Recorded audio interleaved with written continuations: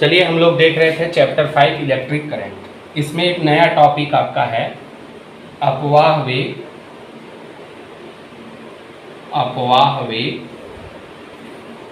व वैद्युत धारा में संबंध। Okay,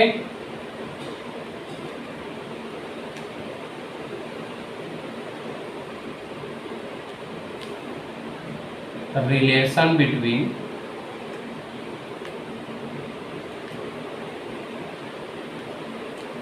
drift velocity and electric current.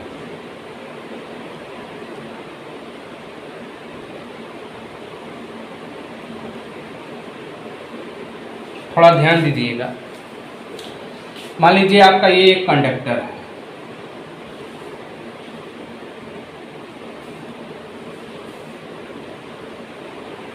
क्या है भाई? ये कंडक्टर है। कंडक्टर बोले तो चालक। इस चालक की लंबाई हमने क्या ले रखा है? L, और इसका क्रॉस सेक्शन एरिया क्या है? A, अनुप्रस्थ काट का क्षेत्रफल A है। तो जब यह कंडक्टर है तो इसमें बहुत सारे क्या होंगे? फ्री इलेक्ट्रॉन होंगे। बहुत सारे क्या होंगे? फ्री इलेक्ट्रॉन होंगे।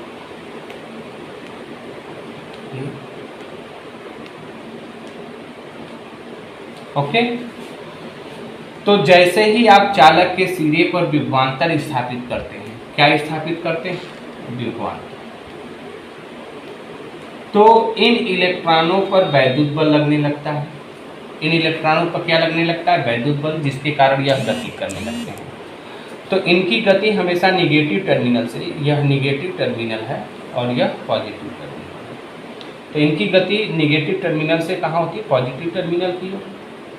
तो ये जो इलेक्ट्रॉन है यह निगेटिव से पॉजिटिव चल रहे हैं, तो जिस वेग से ये गति करते हैं उसको ही हम लोग अपवाह वेग बोलते हैं। तो ये आपका क्या हो गया? Vd। और आपको पता है कि इलेक्ट्रॉन की गति के ठीक विपरीत दिशा में आपकी क्या बहेगी? धारा बहेगी। तो ये आपकी क्या हो गई?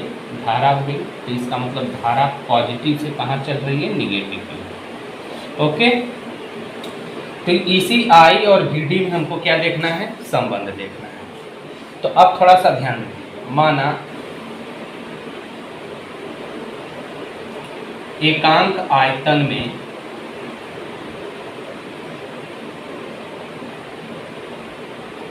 इलेक्ट्रॉन की संख्या स्मॉल n। ओके, तो एकांक आयतन में इलेक्ट्रॉन की संख्या n है, तो हमें पूरे आयतन में इलेक्ट्रॉन की संख्या निकाल लेनी है। तो सबसे पहले हम लोग पूरा आयतन ही निकाल लेते हैं। तो पूरा आयतन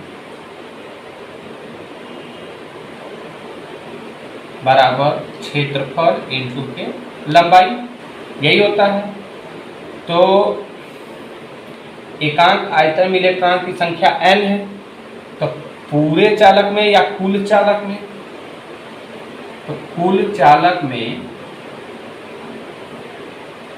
इलेक्ट्रॉन की संख्या निकाल लीजिए।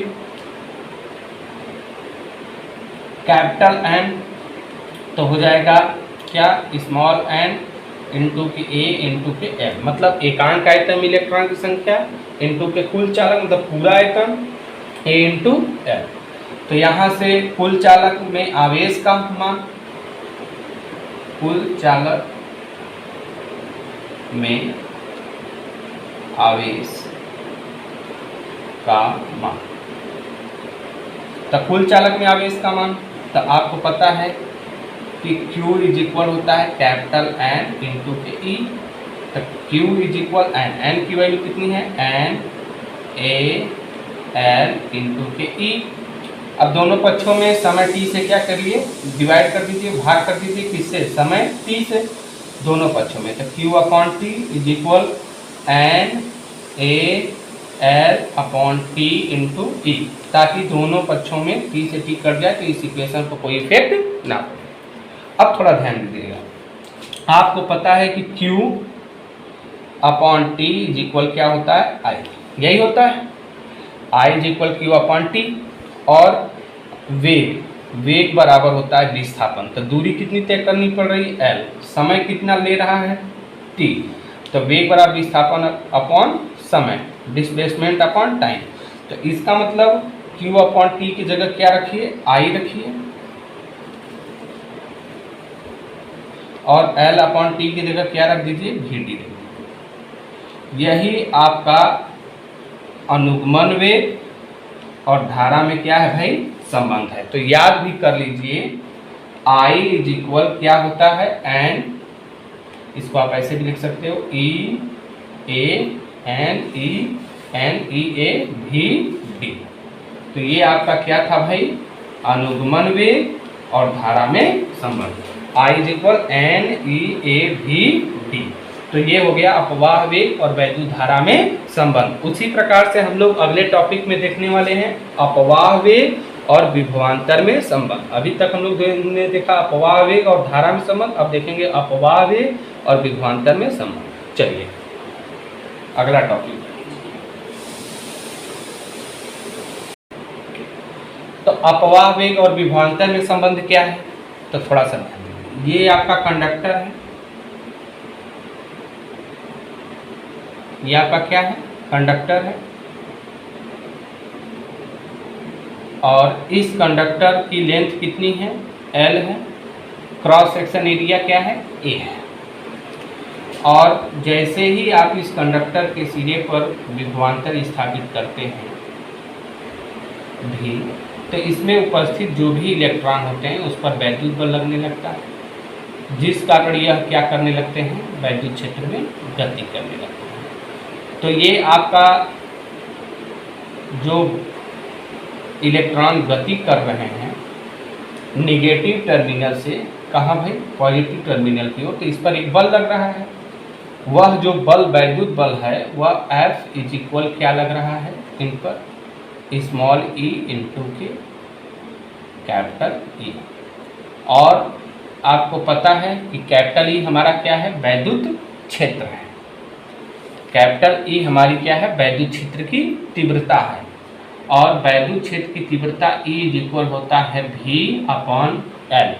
क्या हो जाएगा, L। ये आप जो है फर्स्ट चैप्टर में भी जानते हैं। ओके, तो अब आपको पता है कि जो अनुगमन वेग होता है वह Vd बराबर A इंटू टाउ होता है। A हमारा क्या है, त्वरण है, और हम लोग फर्स्ट क्लास में देख चुके हैं। तो अब न्यूटन के नियम से होता है F is equal M into के A। तो A की वैल्यू यदि आप निकालो तो F अपॉन के क्या लिख सकते हो, m। तो इसका मतलब इसको आप मान लो समीकरण क्या, इक्वेशन फर्स्ट। तो Vd इज इक्वल आप ये भी तो लिख सकते हो F अपॉन m इंटू के टाउ। ओके, तो यहां से आप ध्यान दो, अब आप इसको यहां ले, तो Vd इज इक्वल F। तो F के जगह आप क्या लिख सकते हो, small e into capital E, okay, upon के m इंटू के टाउ। और टाउ हमारा विश्रांति काल है। यहाँ जो हमारा ये टाउ है वह क्या है, विश्रांति काल है। इसके बारे में भी हम लोग पढ़ चुके हैं, रिलैक्सेशन टाइम है। ओके, तो यहाँ से Vd is equal small e upon क्या लिख सकते हो, m। कैपिटल E, तो कैपिटल E के जगह आप V बाई क्या लिख सकते हो, L, क्योंकि हमको विभवांतर में संबंध देखना है। तो V अब बाई L इंटू के क्या कर दो, टाउ कर दो। तो यहाँ से आप देख रहे हो कि Vd बराबर क्या मिल रहा है, E into tau upon m into L, एक ब्रैकेट में लिख दो, इंटू के यहाँ क्या बचा, V। तो यही हमारा क्या है, अपवाह वेग और वैद्युत विभवांतर में संबंध है। तो इस रिलेशन को और अपवाह वेग और विद्युत धारा के रिलेशन को अवश्य याद कर लीजिए, इनके डेरिवेशन को भी याद कर लीजिए। अगले टॉपिक पे हम लोग इन्हीं की सहायता से ओम के नियम को क्या करेंगे, प्रूव करेंगे। तो चलिए आज के लिए इतना ही। Okay, thanks. क्यों तरसता है तू बंदे, जल्दी ही बदलेगा मंजर, झांक ले तू एक दफा बस दिल से अपने